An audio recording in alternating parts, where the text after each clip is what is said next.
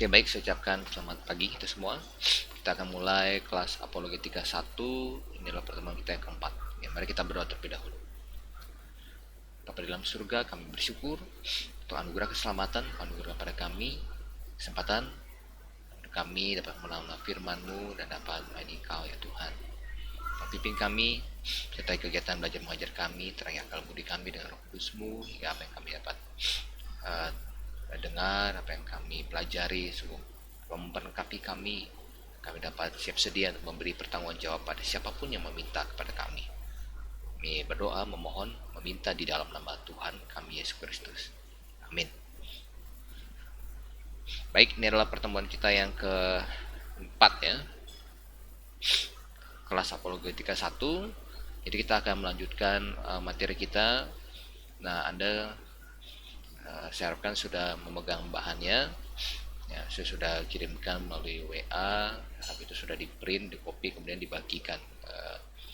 Anda sudah pegang itu masing-masing.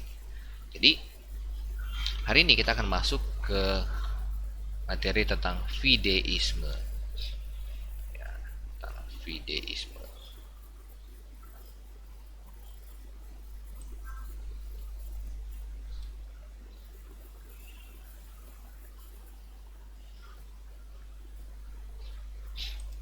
Oke. Nah, ini bahan kita tentang fideisme. Oke. Sebentar.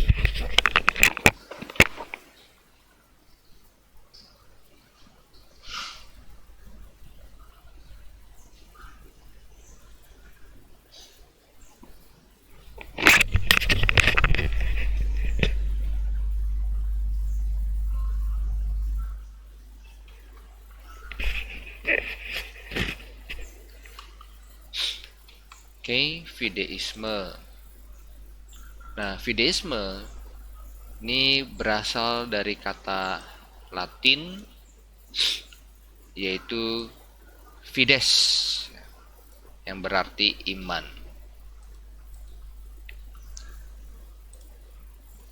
Fides artinya itu iman ya. Sola fide ya, satu iman ya, satu-satunya. Oke. Adalah keyakinan rohani yang bergantung pada iman atau pewahyuan ketimbang logika atau nalar. Logika atau nalar. Jadi menekankan pada iman.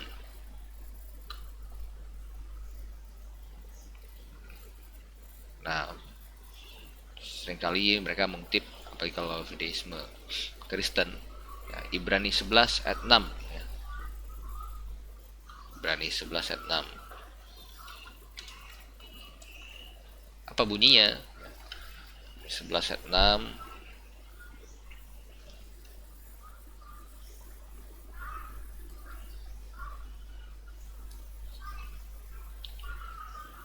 Tetapi tanpa iman tidak mungkin orang berkenan kepada Allah ya. Tanpa iman, kan? Jadi metode yang paling baik untuk mencari kebenaran adalah ya beriman ya, beriman saja, percaya saja. Jadi itu fideisme. Oke, pendahuluan. Pandangan ini bertolak belakang dengan evidentialisme. Evidentialisme yang mengajarkan bahwa keyakinan yang dapat dipercaya adalah keyakinan yang didukung oleh evidence, bukti. Sebagai hasilnya, fideisme percaya bahwa bisa saja suatu teologi dari semua kepercayaan memiliki kontradiksi logika tanpa perlunya sebuah pembelaan secara nalar atau logika. Yang penting ya cukup diimani saja. Jadi kalau evidentialisme mana buktinya dulu baru kita percaya. Nah, kalau fideisme tidak perlu bukti, percaya.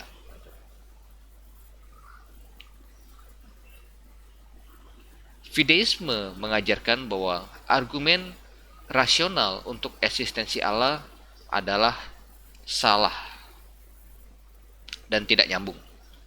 dan tidak ada kaitannya dengan kebenaran teologi Kristen. Karena teologi Kristen mengajarkan bahwa orang diselamatkan karena iman ya, dalam Allahnya orang Kristen. Sehingga kalau eksistensi Allah dapat dibuktikan baik secara empiris atau secara logika, maka ya, iman menjadi ya, mungkin maka lebih tepat ya, ada ganti kata bahwa itu ya, maka iman menjadi ya, tidak diperlukan lagi.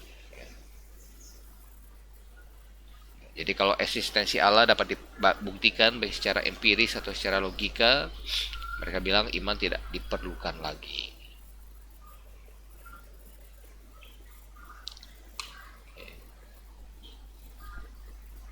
Nah, kalau Anda punya pertanyaan silahkan langsung kirim, nanti saya bisa bahas di kelas berikutnya ya, dalam video yang berikutnya. Nah, sementara kita percaya dalam Alkitab memang apa itu iman? Iman, keterangan Ibrani 11 ayat 1, iman dasar dari segala sesuatu yang kita harapkan dan bukti dari segala sesuatu yang tidak kita lihat. Ya, kita tidak lihat Allah. Tetapi kita bukanlah iman yang buta. Karena sesuai dengan Roma pasal 1 pula, Roma 1 ayat 19 sampai 20, karena apa yang dapat mereka ketahui tentang Allah nyata bagi mereka. Sebab Allah telah menyatakannya kepada mereka. Sebab apa yang tidak nampak daripadanya, yaitu kekuatannya yang kekal dan keilahiannya, dapat nampak kepada pikiran. Ya. Jadi nampak kepada pikiran, kepada nalar, kepada logika kita yang Allah ciptakan, yang Allah tanamkan ya, ketika menciptakan manusia. Nampak kepada pikiran dari karyanya sejak dunia diciptakan sehingga mereka tidak dapat berdalih. Jadi kita lihat bagaimana pikiran logika yang Allah berikan kepada kita membuat kita bisa menyimpulkan bahwa ada Allah ya, dengan melihat alam ciptaannya adalah salah satu dari 3 wahyu umum yang Allah berikan kepada umat manusia, dan sehingga meskipun kita tidak melihat Allah, kita percaya kepada Dia, kita beriman kepada bukti dia sesuatu yang tidak kita lihat. Jadi ya, kita tidak menolak iman, kita juga tidak menolak rasio ya, logika. Nah, fideisme menekankan akan satu aspek, yaitu iman, percaya, tetapi mengabaikan aspek yang lainnya, yaitu logika. Oke, baik, kita mau lihat sekarang tokoh-tokoh fideisme. Oke. Tokoh-tokoh fideisme. Yang pertama ada Blaise Pascal, 1623 sampai 1662. Blaise Pascal ini orang Prancis ya, Pascal. Di Prancis pada waktu zaman dia itu sedang hot-hotnya rasionalisme. Jadi menekankan logik. Sehingga ada banyak juga orang-orang Prancis yang akhirnya teolog-teolog Prancis yang akan menekankan logik sehingga mereka jadi anti supernatural. Jadi mereka tidak percaya hal-hal yang bersifat mujizat yang dalam Alkitab. Jadi akhirnya menjadi teolog liberal. Nah, sehingga Blaise Pascal melihat ya, ada kecenderungan untuk menolak pewahyuan dari Allah dan lebih menerima penalaran manusia ya, karena pada zamannya itu sedang hot-hotnya rasionalisme. Fideisme menjadi semacam shock terapi bagi orang sejamannya. Ya, jadi Blaise Pascal lawan arus ini katanya. Ya. Nah, Pascal menekankan bahwa keberdosaan manusia menghalangi manusia untuk memahami Allah melalui logika. keberdosaan manusia. Menghalangi manusia bisa memahami Allah melalui logika. Ya, saya bersihkan dulu.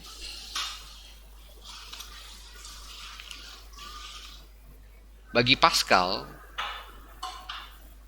hati adalah sumber segala pengetahuan. Jadi bukan logika atau otak ya, tapi hati adalah sumber dari segala pengetahuan.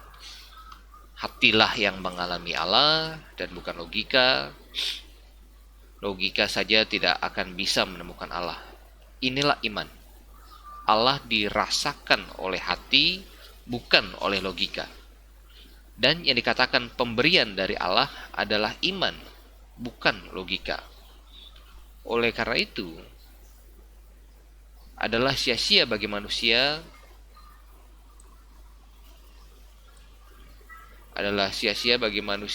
untuk memahami Allah melalui logika. Jadi ini dari Efesus pasal 2 ini. Efesus pasal yang kedua 8 sampai 9.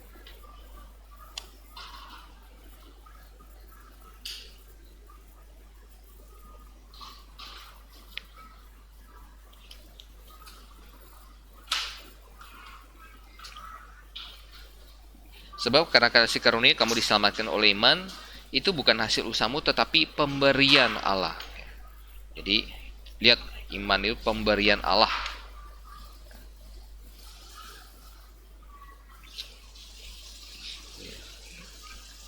Jadi yang dikatakan pemberian dari Allah adalah iman, bukan logika. Nah, ini ya hampir mirip dengan argumennya Calvinis ya. Kalau begitu, orang beriman atau tidak adalah tergantung dari Allah beri atau tidak ya. Jadi unconditional election ya. Nah, kita percaya bahwa yang dimaksud dengan pemberian Allah itu ya, kata itu ya, itu pemberian Allah, itu bukan hasil usahamu. Itu bukanlah mengacu kepada iman. Tetapi itu di sini ya, ini mengacu kepada ya, keselamatan ya. Itunya di sini.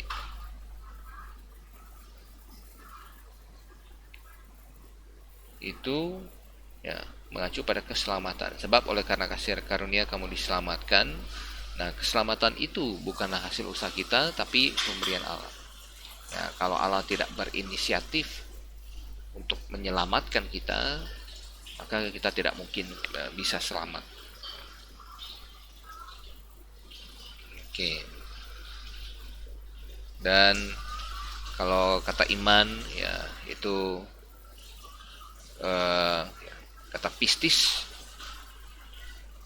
Nah, sementara kata itu ya ini berada dalam gender yang berbeda dengan kata iman. Tapi Anda akan lebih banyak bahas lagi ini dalam kelas Calvinis ataupun sedikit surat-surat termasuk kitab Efesus ya, surat penjara. Baik, kita lanjutkan lagi. Nah, Blaise Pascal ini terkenal dengan yang namanya Pascal wager.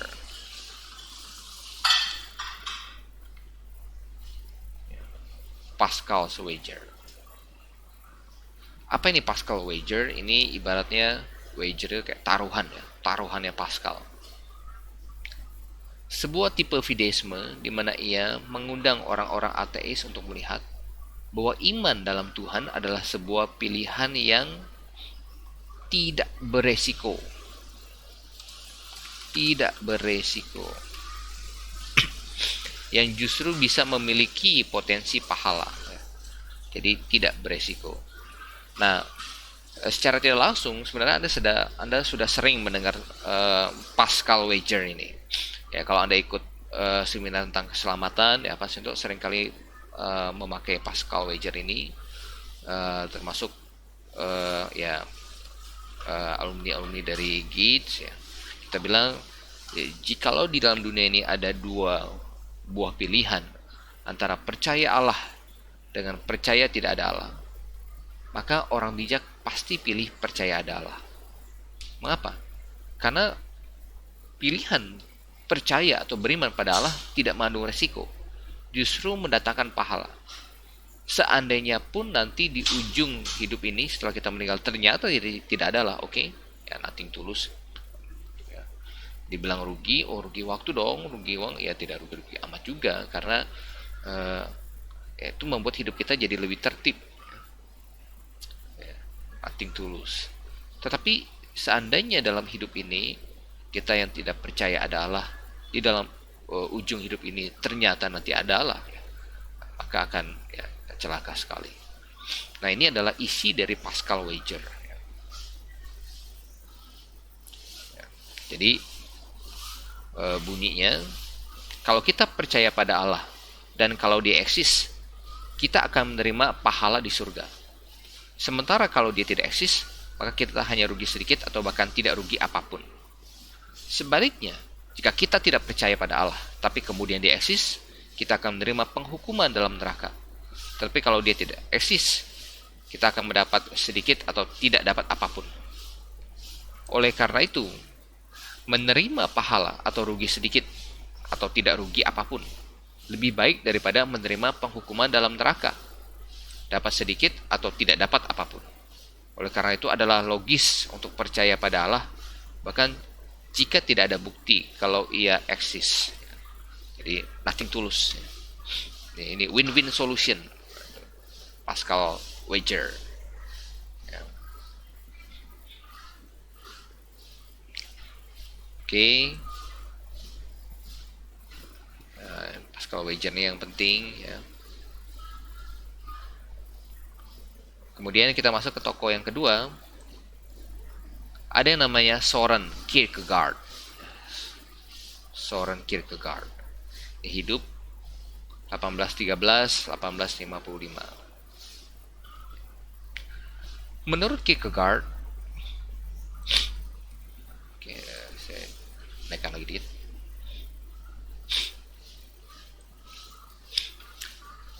Menurut Kierkegaard, hidup ini dibagi menjadi 3 tahapan. Jadi ada yang namanya tahap pertama aesthetic, kemudian ethical, dan religious.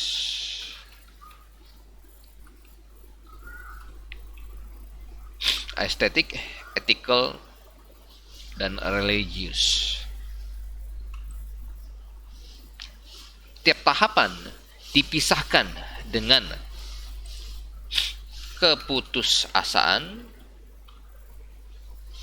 Itu jawabannya.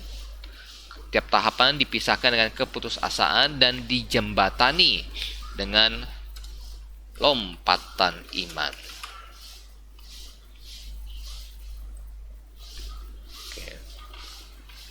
Jadi ada estetik, ethical, religious, keputusasaan, lompatan iman. Nah, kita mau lihat apa yang maksud dengan estetik, ethical, religious. Perbedaan antara hidup di tahapan estetik dengan ethical adalah perbedaan antara merasakan dan memutuskan. Berpindah dari fokus diri sendiri ke hidup yang berfokus pada aturan. Dalam tahapan etikal, seseorang beralih dari hidup tanpa memilih ke titik memilih kehidupan. Ya. Jadi kalau estetik nggak peduli ya, berantakan apa segala macam. Tetapi begitu masuk ke tahapan etikal, dia sekarang sudah belajar fokus pada aturan, kemudian sudah mau memilih, ya. Dari penonton menjadi pemain, dari baru berpikir untuk memutuskan ke tindakan untuk memutuskan itu sendiri. Pemikiran utama dari tahapan ini berpindah dari berpusat pada kesenangan diri sendiri, ya, di masa kini berubah menjadi sebuah kewajiban, ya, selama hidup. Itu perbedaan antara estetik dengan etikal. Ya. Nah, dalam tahap ethical, seseorang memilih kehidupan. Ya, dalam tahapan ethical, seseorang memilih kehidupan. Tetapi dalam tahapan religius, ia memilih. Oke, saya bersihkan dulu. Ia memilih Allah. Oke, ia memilih Allah.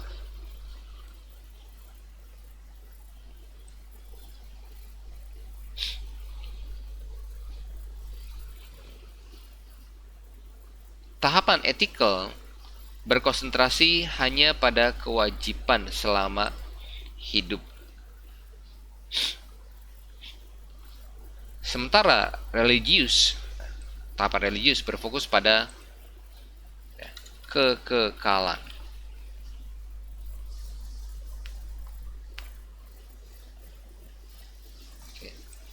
Orang yang hidup di tahap ethical menjunjung tinggi hukum moral.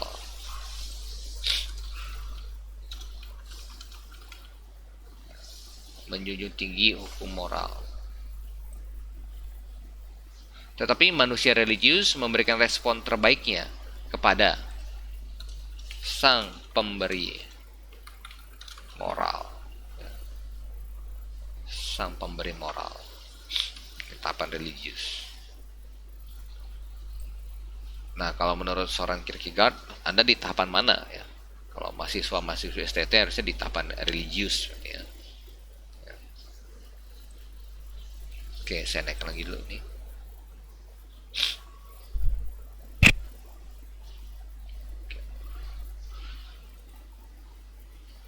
Nah, contoh di mana tahap religius melebihi tahapan ethical digambarkan dengan indah oleh Kierkegaard dalam pemakaiannya akan kisah Abraham. Itu jawabannya.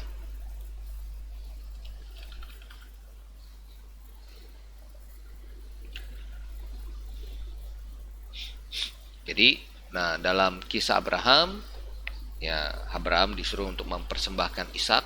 Nah, hukum moral berkata jangan membunuh. Hukum moral. Jadi ethical ya. Etis. Jangan membunuh. Tetapi Allah berkata kepada Abraham, ambillah anakmu yang tunggal itu yang kau kasihi, yakni Ishak. Persembahkanlah dia di sana sebagai korban bakaran pada salah satu gunung yang akan kukatakan padamu. Ya, Kejadian 22:2. Nah, imannya di sini, imannya Abraham melampaui penalarannya. Jadi imannya Abraham melampaui logikanya.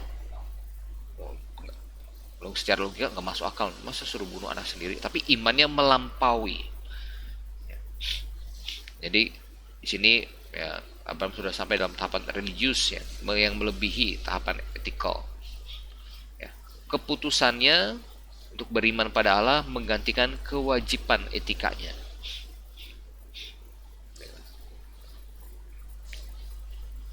Oke. Lanjutkan lagi. Sifat dari kebenaran rohani. Logika tidaklah dibuang oleh Kierkegaard, tetapi ya, ini istilah menarik, diturun pangkatkan. Ya. Jadi tidak dibuang, tapi diturun pangkatkan. Keyakinan tidak bergantung pada logika sepenuhnya. Kebenaran objektif, ilmiah, dan filosofis memiliki tempatnya. Tetapi manusia tidak dapat mencapai Allah melalui hal-hal itu. Ya, jadi ya ada kebenarannya juga ya, statement daripada Kierkegaard ini.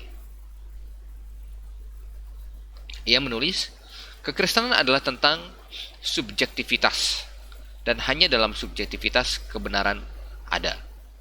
Tidak ada yang namanya kekristenan objektif. Nah, ini yang kita tidak setuju ya. Nah, jadi kekristenan memiliki kebenaran secara objektif maupun subjektif.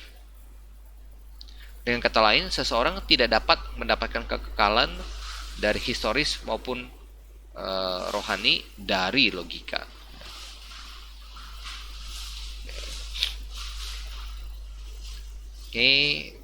pandangan Kierkegaard, Blaise Pascal membuat, ya mereka belum tokoh fideisme yang sangat terkenal, dan dua-duanya membuat pernyataan-pernyataan yang menarik, yang bagus ya. Meskipun kita tidak menginginkan semuanya benar, tetapi ada hal-hal positif yang kita bisa ambil dari sumbangsi fideisme ini, maka kita jadikan argumen kita. Nah, kita mau lihat oleh karena itu bagian nomor 4 ya, kontribusi positif fideisme.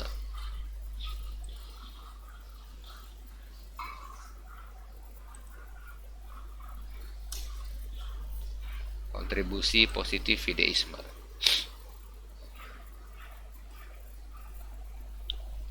Oke, penekanan fideisme yang anti-rasionalistik memiliki nilai yang penting.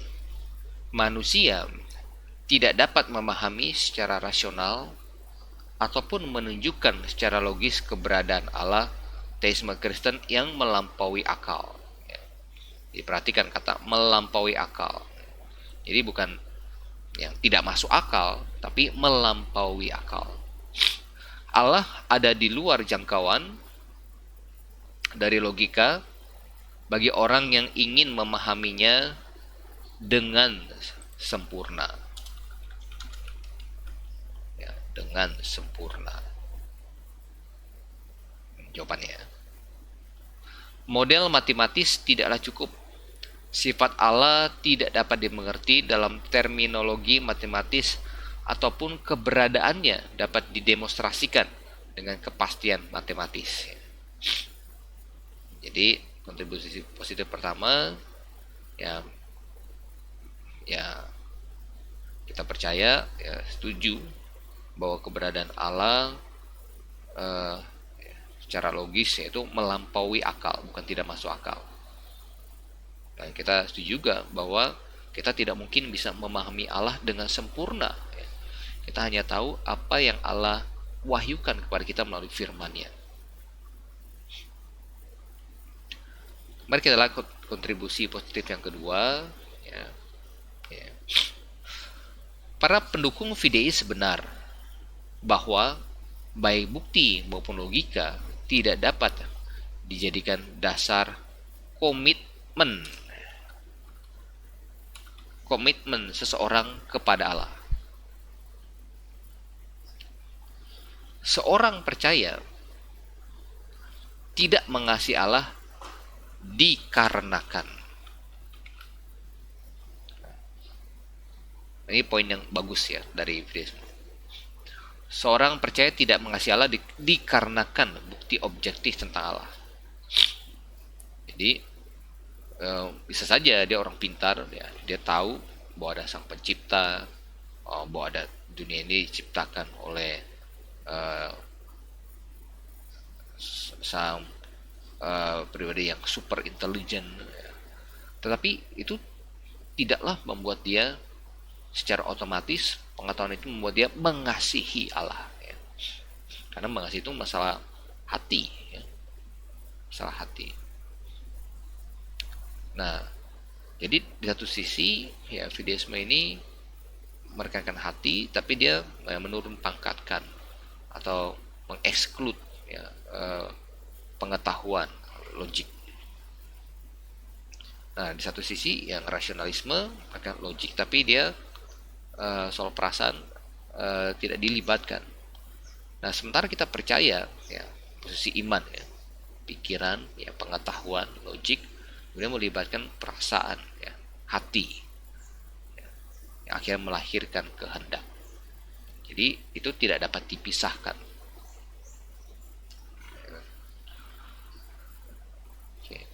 Argumen-argumen logis tidak dapat memaksa iman pada Allah. Dan bukti historis tidak dapat menghasilkan sebuah komitmen kepada Kristus.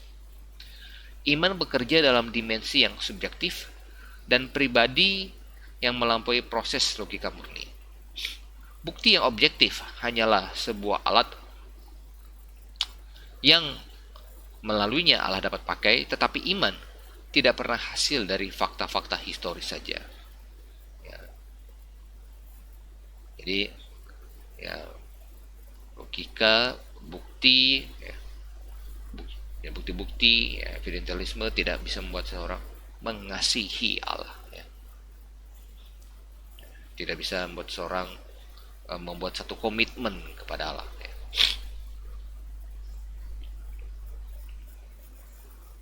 Oke, ini saya bersihkan dulu. Sampai yang ketiga ya, kontribusi positivisme yang ketiga.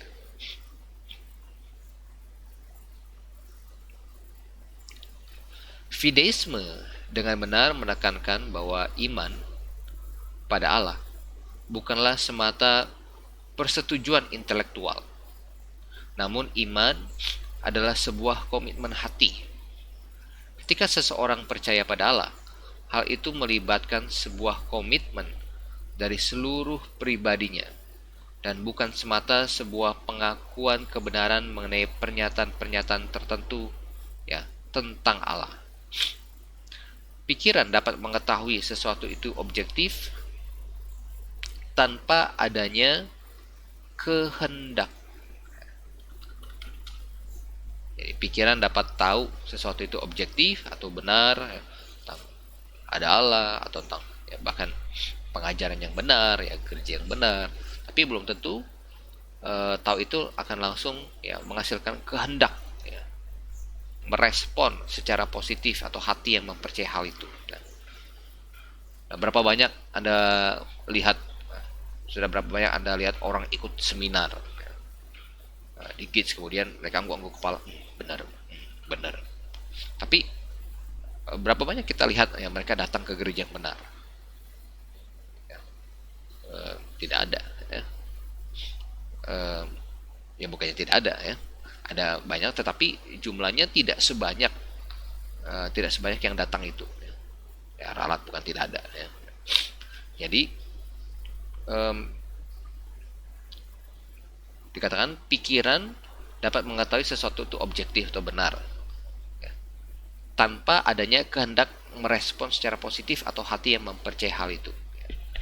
Jadi jangankan yang belum mengenal kebenaran ya, yang sudah mengenal kebenaran ya, jemaat ya.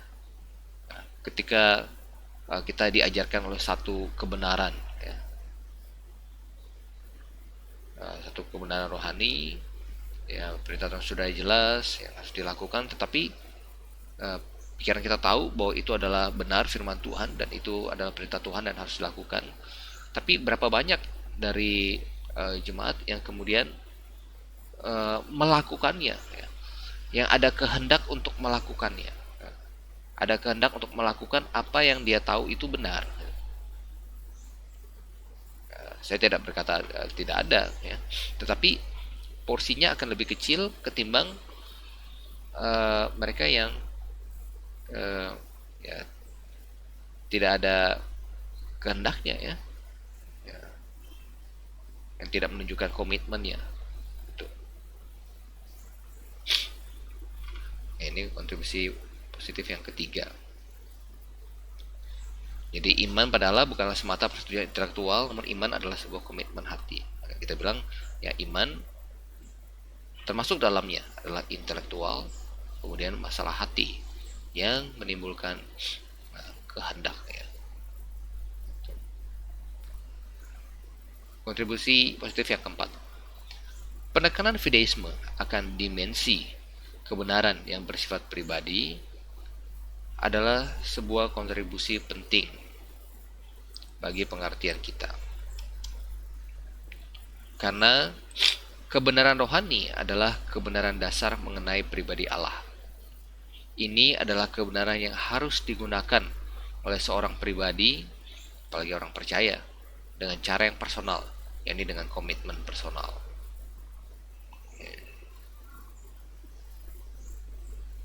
Saya dulu. Oke.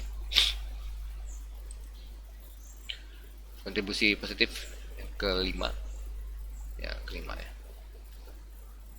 tuntutan kaum fideis bahwa kondisi manusia yang berdosa mempengaruhi responnya kepada Allah ya.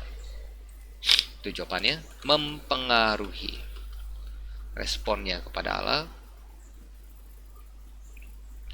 Dalam praktek sebenarnya orang-orang non-Kristen memiliki presuposisi yang berbeda dan berakhir dengan kesimpulan yang berbeda. Iman dasarnya berbeda karena ia menolak penekanannya salah ya. Iman dasarnya berbeda karena ia menolak untuk patuh pada Allah. Dan keberdosaan manusia mempengaruhi bagaimana cara pandang terhadap dunia yang ia ciptakan sendiri.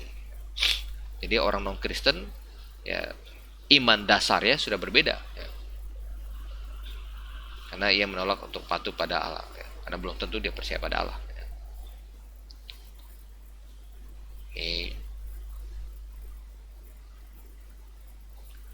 Nah, kita masuk ke poin kita nomor 5, ketidakcukupan fideisme. Ingat, fideisme, rasionalisme, evidentialisme adalah satu metodologi cara yang dilakukan untuk seseorang menggali atau mendapatkan kebenaran ya. Ketidakcukupan fideisme. Oke, kita lanjutkan.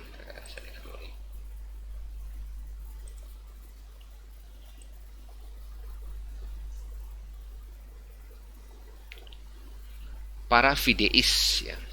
Jadi kita sebut mereka yang percaya, yang memakai metodologi fideisme tok ya. Dengan istilah fideis ya. Para fideis bingung antara epistemologi dan ontologi ya. Nah, mereka gagal membedakan antara mengetahui ya, epistemologi ya, cara kita bisa mengetahui ya, kebenaran, ontologi ya. Ini penekanannya ada pada menjadi ya. Mereka gagal membedakan antara mengetahui dan menjadi. Fides Kristen bisa jadi benar mengenai fakta bahwa adalah, tetapi ini memunculkan pertanyaan, bagaimana ia mengetahuinya? Bagaimana ia mengetahui bahwa ada Allah? Bagaimana ia mengetahui fakta tersebut?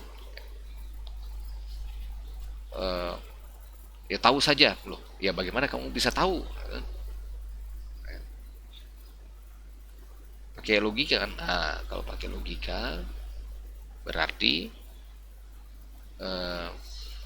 ya logika juga ada adil ya, bukan hanya percaya buta saja. Allah mungkin telah menyatakan dirinya kepada kita melalui Alkitab. Tetapi bagaimana kita tahu bahwa Alkitab adalah firman Allah? Kitab-kitab lainnya dengan pengajaran yang bertentangan dengan Alkitab juga mengklaim sebagai firman Allah ya, contoh ya, Quran, Veda, Taka. Nah, bagaimana kamu tahu bahwa kita itu firman Allah?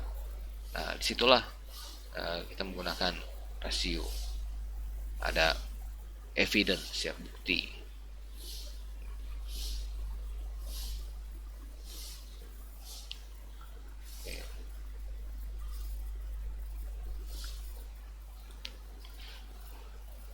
Berasumsi, masuk ke butir yang kedua ya, berasumsi bahwa kekristenan itu benar, seorang fideis benar dalam apa ya,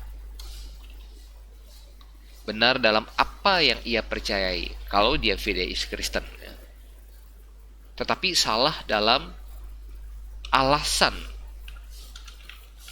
akan keyakinan itu ya. Fideis Kristen percaya ada Allah, percaya kita itu firman Allah gitu, benar ya.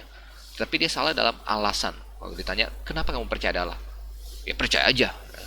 Kenapa kamu percaya Alkitab firman Allah? Ya percaya aja. Gitu. Nah, itu salah dalam alasan ya. Alasan keyakinan itu. Jelas, jika ada Allah dan seluruh kebenaran berasal dari Dia, maka kriteria untuk menentukan kebenaran dari kesalahan juga pasti diberikan Allah. Tetapi Allah adalah yang ingin dibuktikan di sini, dan kita tidak dapat memulai dengan mengasumsikan bahwa eksistensinya adalah sebuah fakta. Ya kan, mau buktikan Allah. Jika kita tidak memiliki alat tes untuk kebenaran, kita tidak dapat pernah membuat klaim kebenaran ataupun mengetahui sesuatu itu benar. Kita hanya dapat percaya tanpa membenarkan apa yang kita mau percaya. Maka dalam kasus ini, pandangan bodoh, gila, ataupun saling bertentangan, ya. Maka dalam kasus ini pandangan bodoh, gila, ataupun saling bertentangan bisa saja secara sederhana dipercayai saja tanpa sebuah cara epistemologi mengetahui kebenaran. Maka tidak ada kebenaran ontologis yang salah nih, yang dapat diklaim, ya. Tidak ada kebenaran ontologis yang dalam diklaim, yang dapat diklaim.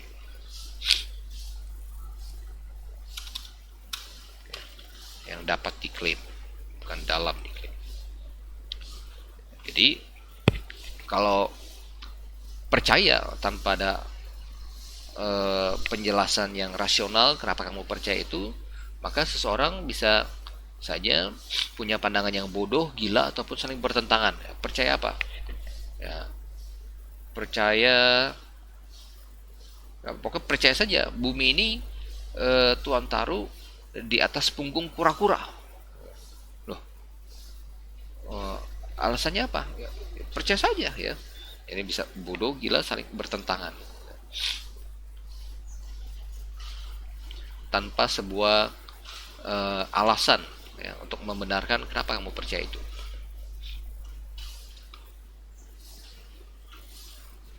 Oke, masuk yang poin kedua.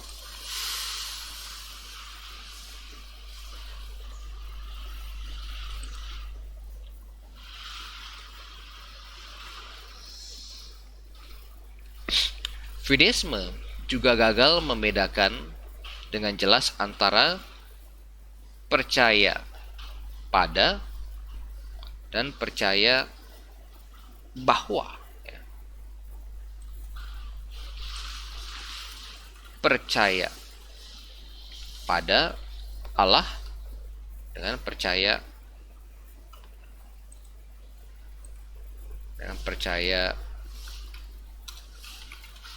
bahwa, ya. Percaya bahwa Allah ada. Jadi ada perbedaan antara percaya pada Allah, percaya bahwa Allah ada. Jadi antara believe in dengan believe that, ya. Believe in and believe that. Saya percaya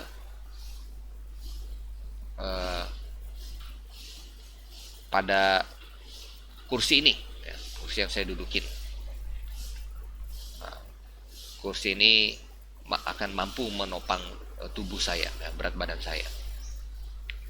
Tapi kalau misalnya kita tanya, kenapa kamu percaya kursi itu mampu menopang berat badan kamu? Percaya aja. Kalau nggak ada kakinya gimana? Berarti kan memang buta. Jadi percaya pada kursi, percaya, ya, bahwa, jadi believe in. Saya percaya bahwa kursi itu mampu menopang berat tubuh saya karena terbuat dari kayu jati, ada 4 kaki yang kokoh, segala macam. Oke, kita lanjut. Mana dia? Apakah bisa seseorang memiliki kepercayaan yang kredibel pada Allah tanpa ia percaya dulu bahwa ada Allah? Jadi, how can a person believe in God without knowing first, without knowing first, and he believed that God is exists, ya, bahwa Allah ada, ya. Believe in dan believe that, ya.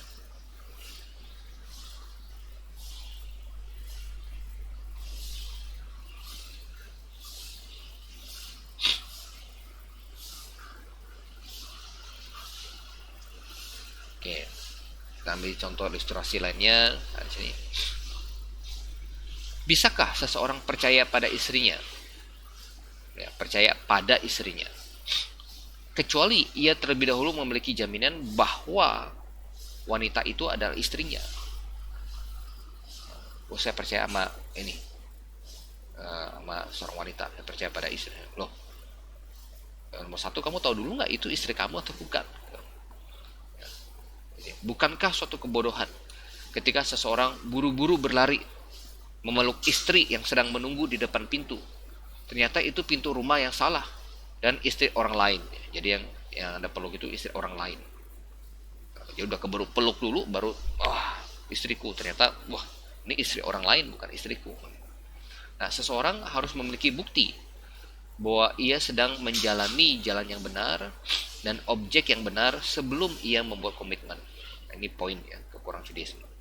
Dia harus ada bukti, ada alasannya rasional, bahwa ia sedang berada di jalur yang benar, sedang menjalani jalan yang benar, objek yang benar sebelum ia membuat komitmen. Ini bukan komitmen buta. Sebelum ia peluk wanita, dia harus pastikan dulu wanita itu wanita yang benar, adalah istrinya. Demikian pula, sebelum seseorang membuat lompatan iman pada Allah, ia harus terlebih dahulu memiliki alasan untuk percaya bahwa ia adalah Allah yang benar dan yang kepadanya orang itu berkomitmen. Oke, sudah jelas kali ya. Baik, ketika ketidakcukupan fideisme yang berikutnya,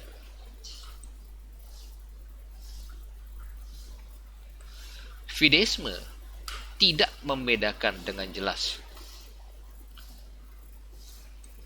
antara dasar kepercayaan pada Allah dan jaminan untuk kepercayaan itu.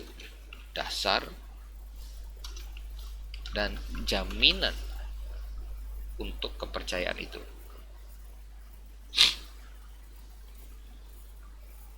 Dasar dan jaminan.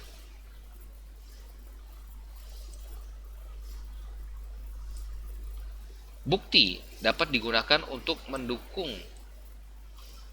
mengkonfirmasi suatu kepercayaan, ya, itu ada koma ya, mendukung, mengkonfirmasi suatu kepercayaan. Tetapi bukti tidak pernah menjadi dasar untuk percaya. Para fideis menekankan dasar untuk percaya Allah ataupun pewahyuannya, tetapi mereka tampaknya mengabaikan sepenuhnya jaminan atau dukungan untuk mempraktekkan kepercayaan itu.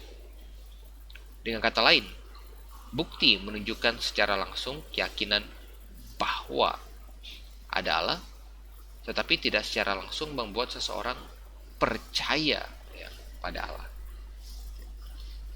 Jadi bukti menunjukkan secara langsung keyakinan bahwa ada Allah, tetapi tidak secara langsung membuat seseorang percaya pada Allah. Believe that God exists, tapi tidak secara langsung membuat seseorang believe in God. Percaya bahwa adalah perkara intelektual yang menggunakan logika, rasio, dan ada argumen-argumen logis untuk hal itu. Tetapi percaya pada adalah urusan pribadi yang tidak memiliki tes objektif untuk mengukur kebenarannya. Percaya pada itu subjektif, ya.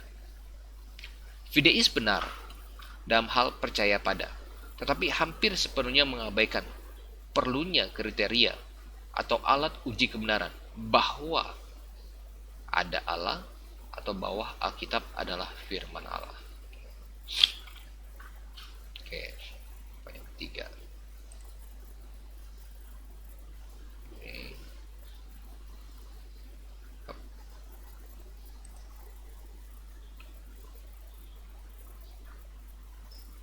Nah, kita masuk ke poin kita berikutnya.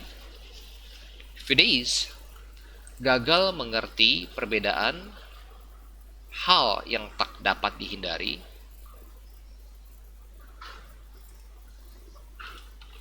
hal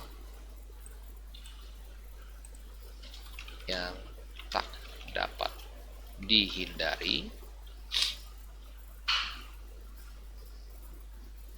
dengan benarnya suatu presuposisi. Benarnya suatu presuposisi. Presuposisi ini sudah pra-anggapan, sudah ada hipotesis terlebih dahulu, sudah ada punya pemikiran terlebih dahulu ya. Pra-anggapan. Fideis gagal mengerti perbedaan hal yang tak dapat dihindari dengan benarnya suatu presuposisi. Apa maksudnya? Kita bisa mengakui bahwa presuposisi tidak dapat dihindari, beranggapan terlebih dahulu. Manusia tidak dapat berpikir tanpa asumsi terlebih dahulu.